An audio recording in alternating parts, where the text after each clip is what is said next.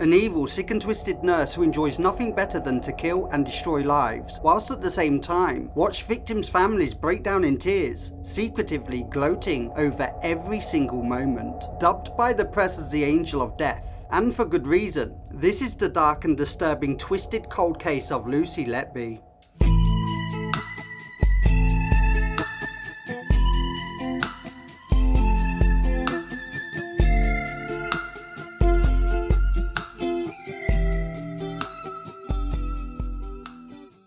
Good morning, good afternoon, and good evening, wherever you may be in the world right now. I'm Lloyd, and today you're watching When Evil Follows. The UK's worst child killer in modern times. In a statement, the families of her victims said that they were heartbroken. Lucy Letby was born on the 4th of January in the year of 1990. She was an only child to loving parents Susan and John Letby, and they lived together in their family home in Hereford. Susan, Lucy's mother, she worked as an account clerk, and her father being an established and successful finance manager. Lucy, as a child growing up, had a close relationship with both her mum and dad, and all in all, she was a confident child within the familiar company of others, including family members such as her nana and cousins. Now, she was no different to any other young girl growing up. She enjoyed singing, listening to music, watching movies, and she enjoyed the company of her friends. And even though she was a young girl with the whole world at her feet, she always knew from a young age that she wanted to become a nurse when she got a little bit older. Lucy was an exceptionally smart and bright child, and she really enjoyed her education whilst attending the Elstone School, which was just a short walk away from the family home. She made friends easily at school, and she would complete tasks in school lessons comfortably. So much so, she would then attend further education at the Hereford Sixth Form College, always aiming her efforts in education towards nursing, leading her eventually to the University of Cheshire, as to where she would work as a student nurse during her 3 years of training at the Liverpool's Women's Hospital and the Countess Hospital of Cheshire. And after completing her university education, Letby began working full-time as a registered Band 5 nurse at the neonatal unit of the Countess Hospital of Cheshire in 2012. She loved her role within the neonatal unit, and this was it. This was her dream job ever since she was a little girl. With that being said, she was never late and she was always on time and would never miss a shift at work. Lucy made friends easily with the other nursing staff members, including a senior doctor, and even though Lucy had a small private circle of friends outside of work, she did become quite close to a certain male doctor who also worked in the same neonatal unit as her, and the pair became quite close. Lucy would share evenings out with this doctor, including dinner dates and texting each other right into the early hours of the morning. And even though the doctor was married, their relationship was almost definitely much more than a professional one. Now, on Lucy's private and professional profile, she mentioned that she's responsible for the care of a wide range of babies' requirements and vigorous levels of support, and that she enjoyed seeing them progress and supporting the families in moving forwards. She was even the face for the NHS charity, helping to raise £2.4 million. And to be fair, at this point in her professional career as a Band 5 nurse, Lucy Letby was making all the right moves, appearing to everybody around her as warm and friendly, and above all else, kind and gentle and professional. However, unknown to everybody around her, Lucy Letby had untamed demons and a dark and sinister twisted mind with strong psychopathic tendencies and a lack of empathy. She was a monster hiding in plain sight, using her trusting and calming mannerisms that, along with her normal everyday approach, basically allowed her to kill without detection. On Monday the 8th of June in the year of 2015, a 3-day-old baby was found dead. He and his twin sister were being cared for in the neonatal unit in nursery room 1. That room 1 is for the most vulnerable and poorly babies. At 8 o'clock, Lucy Letby was just half an hour into her night shift. She was also the designated nurse for that baby boy that night. Just about 26 minutes later or so, Letby called the doctor over to the baby's incubator as the baby was deteriorating, and rapidly. The staff began resuscitation, but it was no use. The baby boy was dead by 9 o'clock. just less than 90 minutes into Lucy Letby's night shift. However, given the fact that both baby twins were 8 weeks premature and quite poorly, for whatever reason the hospital registered the death as a form of premature health issue, and therefore no inquest or autopsy was formally carried out, meaning just one thing: Lucy Letby has just gotten away with murder by injecting air into the baby boy's bloodstream, causing the baby boy to go into cardiac arrest caused by an air embolus. And just 3 days later, on Friday the 11th of June in 2015, that same year, Lucy Letby was actually caught in the act smothering a baby with a padded sheet within the neonatal unit by the baby's mother, no less. Yep. Now, it was at this point the mother was stressed and she was extremely concerned, close to freaking the hell out, when Lucy Letby managed to calm her down and convince the mother that she was actually in the middle of sizing up the bed sheet needed in order to change the sheet padding correctly, whilst using the key words, "Trust me, I'm a nurse." The mother, believing in Lucy's calming and professional demeanour, meant that this incident was never reported, and Lucy Letby had just gotten away with her first attempted murder. 24 hours later, on the 12th of June in 2015, Lucy was working the night shift in the neonatal unit when she approached a baby boy who was sleeping. His vitals were strong for a 9-week premature baby. In fact, he was doing really well, until Lucy decided to inject him with a lethal dose of insulin straight into his bloodstream, leaving the baby boy in certain discomfort and now fighting for his life. The doctor was called into nursery room 2, and again resuscitation was used. However, just 2 hours later he passed away, and again no inquest or autopsy was carried out. August the 2nd would be the date of Lucy Letby's next victim. She basically injected milk into the baby's stomach via the nasogastric tube, causing a blockage, preventing breathing, which would eventually lead to death. And it was by now consultants at the hospital, they were becoming quite concerned, as the medical review found that the death rate was dramatically elevated, almost double the statistics of any other neonatal unit within the country. Then on the 5th of August in 2015, another baby was attacked in nursery room 2, assigned to Lucy Letby's care. At precisely 1:50 in the early hours of the morning, this baby suffered unexpected blood drops in his sugar and a huge surge in his heart rate. Again, the doctors were called into the unit, and due to the professional skill of the doctors, the baby survived. However, when they analysed the baby's bloods, the tests revealed that the baby had been given synthetic insulin, and yet there was absolutely no reason why. No other babies were being prescribed insulin on the unit. The insulin was kept in a locked fridge right behind the nurse's station, with Lucy Letby being the only member of staff on duty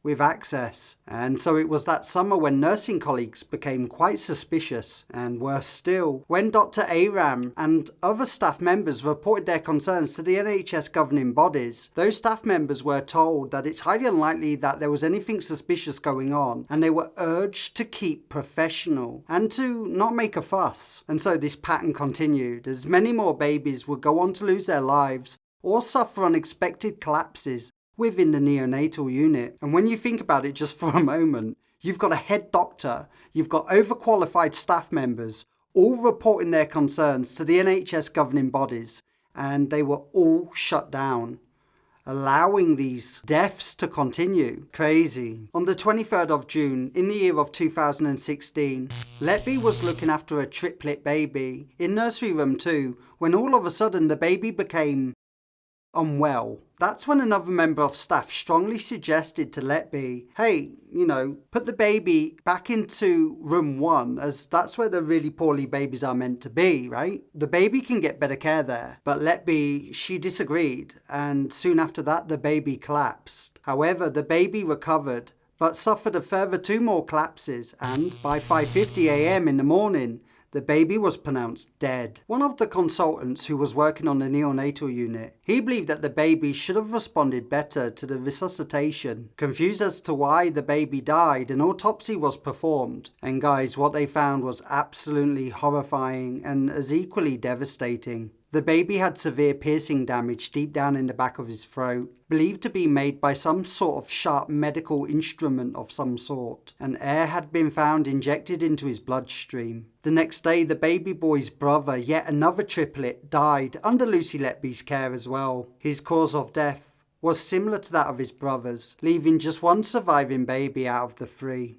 The parents of the third surviving triplet, they demanded that their surviving baby be moved into a different hospital, as they felt something wasn't quite right with the level of care Lucy was giving. The parents would also later go on to describe Lucy Letby as a dark, malevolent presence within the children's ward, as she was always there, watching and staring and smiling at them, especially when they were crying in grief, sad over the loss of their two babies. Lucy seemed to just soak up every minute of that moment. Now, the third baby was moved into another hospital and made a full recovery, prompting another head doctor, Mr. Breer, into making a handwritten and verbal report to the NHS head office, stating that he wasn't happy with Letby working on the unit. But once again, the response was the same as before, and he was told that there was no conclusive evidence against Lucy and that she would continue nursing on that unit. Crazy. Fast forward just 2 months and it's now September in the same year of 2016 when the hospital carried out a review as to what's happening with inside the neonatal unit due to the spike of deaths and statistics that seemed to be only increasing. And when you think about it, had the head of the NHS department actually taken action and listened to 2 senior doctors and many overqualified members of staff all voicing their concerns about this woman, hey, if they would have listened and taken action, maybe they could have saved countless lives and hundreds of thousands of pounds being spent on an internal independent investigation. And after an 8-month review and an independent investigation following the year in 2017, only then were the police contacted by the hospital, and a criminal investigation was finally underway. That investigation was called Operation Hummingbird. Now, this operation was a staggering, painful, long drawn out process which included all the hypotheses of what could have happened to the babies, such as natural health, hereditary illnesses, organic infections including viruses, and allergies. And once all the hypotheses were eliminated, the police could turn their attention to the hospital policies for staff, hospital policies for patients, referencing and cross-referencing paperwork, blood tests of the victims, independent statements along with daily mark sheets and subjects to medications, and accountability access to medications during the time of the deaths. Crucially, the police analysed the staff shift patterns, and by looking at the line of crosses shown, Lucy Letby was the one and only member of staff on duty when all of the incidences took place. And after almost 14 months of closely examining everything, leaving absolutely nothing to error, all evidence gathered pointed towards just one person. And on the 3rd of July in the year of 2018, Lucy Letby was arrested on suspicion. Soon after that, the police searched Lucy Letby's home in Cheshire and her parents' home in Hereford, only to uncover 250 private patient records stolen from inside the hospital, hidden in a shopping bag that was found under Lucy's bed. And within these stolen documents, all the information of the babies that were attacked or murdered were found within inside, along with handwritten notes by Lucy herself admitting to the murders with the words, "I did this and I am evil." The police also looked into Lucy Letby's social media, and in her search history, over 11 of the families that were affected were discovered. No doubt this was Lucy Letby checking up on the families and gloating over their misfortunes and losses. The police also discovered that Lucy Letby had sent one of the victims' parents a sympathy card on the day of the baby's funeral, which was also just 2 days before the baby's original birth due date. She actually kept an image of the card on her phone, believed to be some sort of sick trophy, like Predator, you know. Here you've got a woman who's keeping trophies of the family's lives she's ruined. She's keeping trophies of the baby she's killed. That's so evil. 18 months under her first and second arrest under suspicion, it would actually be on the 11th of November in the year of 2020 when Lucy Letby would be charged with 7 accounts of murder and 10 attempted murders. And after a really long and extensive court hearing on the 22nd of August in the year of 2023, Lucy Letby was finally found guilty of 7 murders and the attempted murders of 6 other babies. Lucy Letby, over a period of almost 13 months between June 2015 and June 2016, when in your mid-20s and employed as a neonatal nurse in the Countess of Chester Hospital in Chester, with specialist training in intensive care, you murdered 7 babies and attempted to murder 6 others. In the case of one of them, trying on separate occasions 2 weeks apart to murder her. You are now to be sentenced for your crimes. I order payment of the statutory surcharge in the appropriate amount. You acted in a way that was completely contrary to the normal human instincts of nurturing and caring for babies, and in gross breach of the trust that all citizens place in those who work in the medical and caring professions. The babies you harmed were born prematurely, and some were at risk of not surviving. But in each case, you deliberately harmed them, intending to kill them.